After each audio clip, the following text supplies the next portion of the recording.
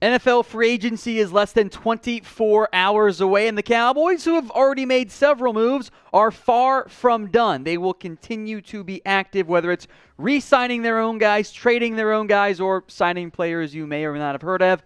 We will break down all the Cowboys' moves this offseason. So if you want free videos at this point multiple times every single day, another video coming out later today for you guys, hit that big red button and subscribe.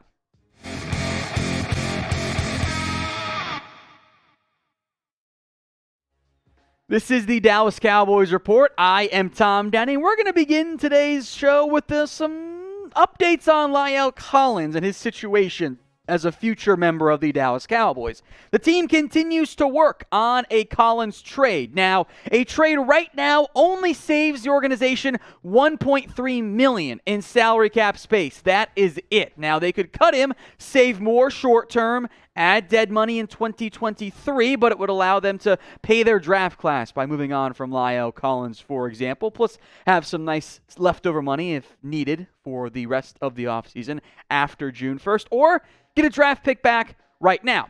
Collins, when he's been out there, has been a very good football player. PFF loved him this past year. I thought a little bit high in terms of the way they graded him, but whatever. He's not a bum or a stiff by any stretch of the imagination. But I think this team is frustrated with La'el Collins, as many of you guys have been. Misses all of 2020 season, whether you believe it was he was out of shape, then had the hip injury, or had the hip injury that led to him being out of shape, whatever order you want to go with there. He wasn't out there. And I think the Cowboys are about done with La'el Collins at this point. I think they are prepared to move on. They apparently don't want to try him at left guard.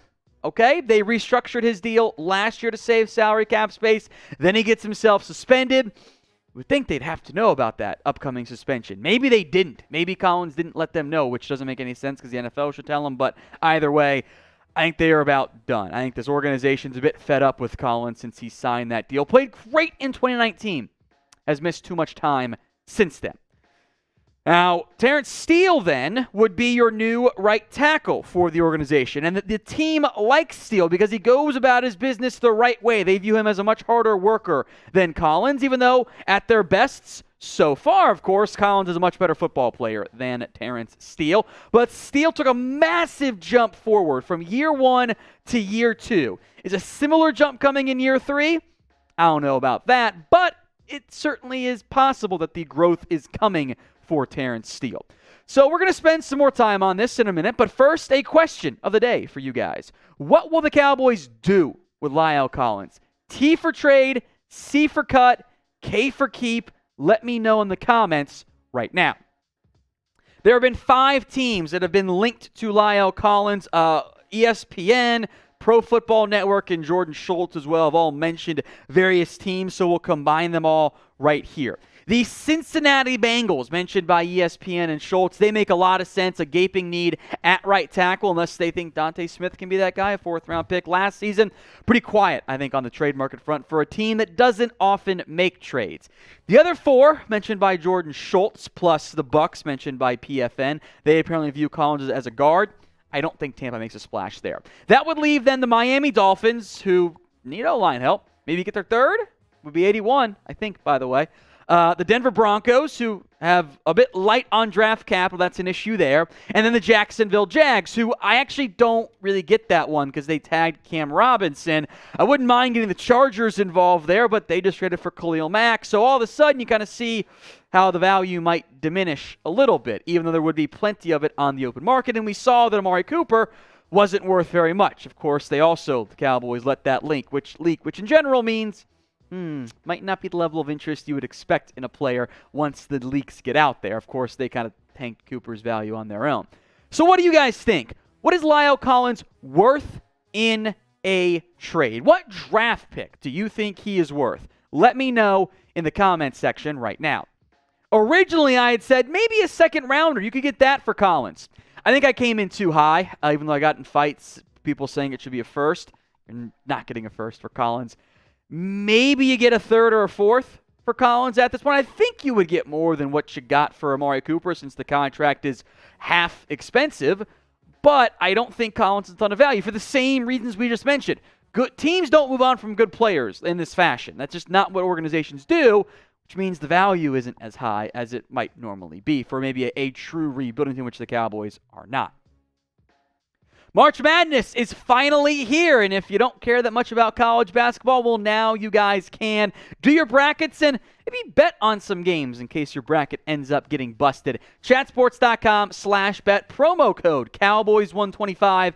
That gets you a 125% deposit bonus. $100 down minimum to get you the deposit bonus in case you get some bets wrong. Maybe you want to bet on Gonzaga, Arizona, Kentucky. I'm not touching Duke this year with my March Madness pick, but use some of that deposit bonus money. Put down $5-10 on Gonzaga, and now all of a sudden you hit it, and you're sitting pretty with your return on your investment. If you get it wrong, that's okay. That's why it's a deposit bonus. You've got plenty of leftover money when you use promo code Cowboys125 at chatsports.com/bet. A lot going on right now around the Cowboys. I would normally make this a full video on Amari Cooper Replacements. We'll condense it down a little bit here to still discuss it. As I'm sure you guys know, because you're all subscribed to the Cowboys Report, Amari Cooper has been dealt by the Cowboys to the Cleveland Browns for a 5th and a swap of 6th-round picks plus $16 million in cap savings, which will go in part to players like Michael Gallup. As things sit currently, the Cowboys under contract at receiver have CeeDee Lamb, Noah Brown, Simi Fehoko, TJ Vasher, and Brandon Smith. You've got 1.5 guys who have proven themselves in the NFL. I'm calling, Brown the half player. He's not that good of a player in the end. I would assume Gallup comes back, so we'll, approach it from that perspective when it comes to replacing Amari. So how would you replace him? Do you want to just roll with Fehoko as receiver 3? Maybe not the route you want to go there. F for free agency, D for draft. How would you guys replace Amari Cooper? Let's run through some free agency options here. Juju Smith-Schuster, the Steelers player who has linked himself to the Dallas Cowboys. I would wonder if he's just playing up the market as many free agents do. Link yourself to Dallas, and then, hey, maybe you'll get a little bit more from a different team, but he'd be a fun slot option if you want to keep Lamb on or move Lamb to the outside. I like Emmanuel Sanders. He's an aging player, but he's a veteran. He fits the mold. I think that could make sense for free agency. Sign him, cheap one-year deal, and you can still draft somebody early if you fall in love with them. Rashard Higgins could be a nice little buy low candidate. Didn't produce that great in Cleveland, but, Baker and the offense weren't having that much success through the air. Anyway, it's a name I think you can keep an eye out for. We know they've liked Sammy Watkins in the past, the Ravens receiver.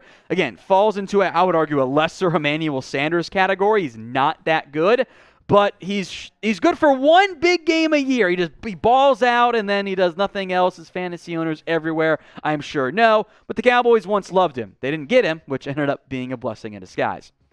Odell Beckham, next up here as, hey, what are you going to do? The injury's a red flag, much like Malgout. Maybe you don't want 2 injured receivers on your roster, but it's intriguing, and it makes more sense than it ever has.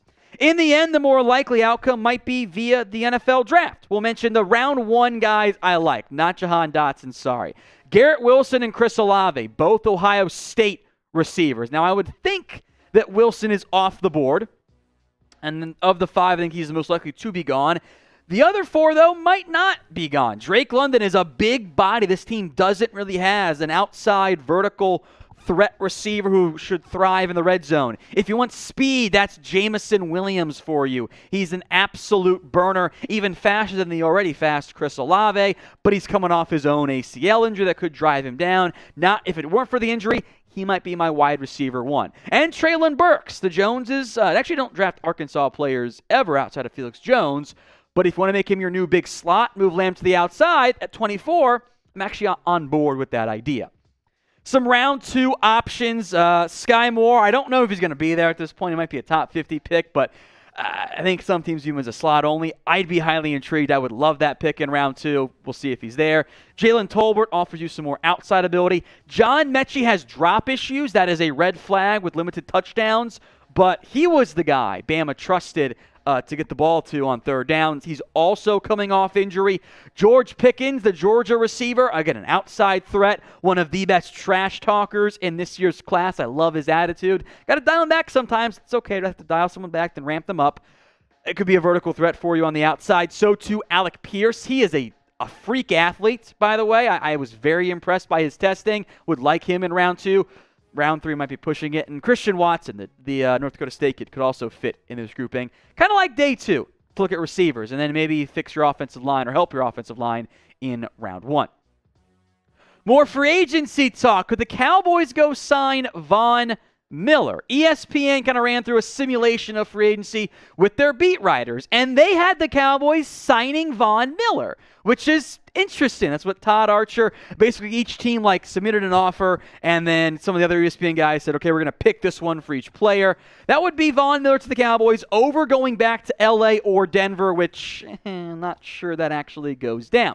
Here's what Todd Archer wrote. The Cowboys offer 2 years, $30 million. Fully guaranteed, and 3 void years attached from an original 5-year, $90 million offer. We're tugging on Miller's heartstrings to return home in the twilight of his career and pair with Micah Parsons. You can be the leader on our defense. Very specific offer, by the way, from Todd Archer, which intrigues me to an extent. But I want you to be honest here. What is the % chance you think Dallas gets Von Miller? Is it 5, 10, 15? If it's above that, I think you're taking crazy pills, but let me know in the comments. Miller was great last year, especially after the trade from the Broncos to the Rams. He's been a productive player. There isn't that much left in Von Miller's tank. He is aging, but he's still good. And in theory, this would then either be Von Miller coming in to be an addition to DeMarcus Lawrence, or replacing him, or replacing maybe Randy Gregory. I think Gregory and Miller kind of have similar play styles. Obviously, Vaughn is a better football player at this point.